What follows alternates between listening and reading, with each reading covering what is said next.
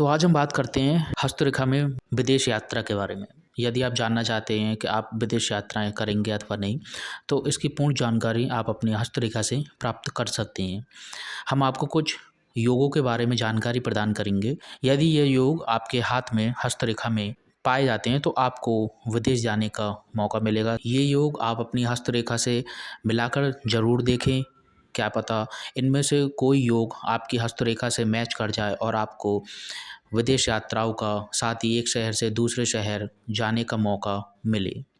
यदि यात्रा रेखा गहरी और स्पष्ट है, तो इसका मतलब है ऐसा व्यक्ति विदेश में स्थायी रूप से रहकर कार्य करता है। ऐसे व्यक्ति को विदेश में पैसे कमाने का मौका मिलता है। दूसरा योग, यदि हथेली में जीवन रेखा से निकलकर कोई रेखा भाग्य रेखा को पार करते हुए चंद्र पर्वत की तरफ जाते हुए दिखाई दे, तो वह विदेश यात्रा करवाती है। यदि ऐसी रेखा आपके हाथ में मिलती है, तो आपको विदेश का योग प्राप्त होगा।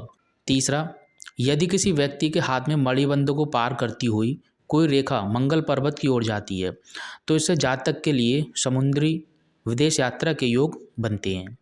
ऐसा जातक समुद्र की यात्राओं से विदेश का गमन करता है। चौथा, यदि किसी जातक के हाथ में बुध पर्वत से निकलती हुई कोई रेखा अनामिका उंगली तक जाए, तो व्यक्ति को विदेश यात्रा का सुख प्राप्त होता है। यदि यह योग आपके हस्तरेखा में मिलता है, तो आपको विदेश जाने का मौका प्राप्त होगा।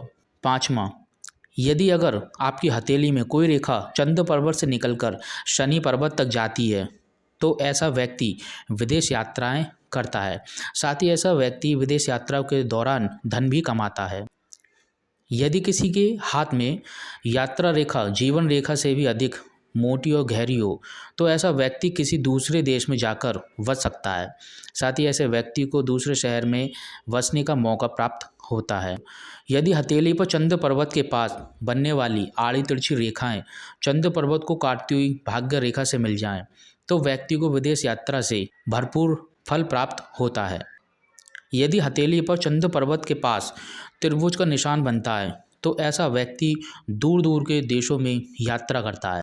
ऐसे व्यक्ति को दूर देशों में जाने का मौका मिलता है। ये योग हमने आपको बताए हैं, ये विदेश यात्रा के योग होते हैं।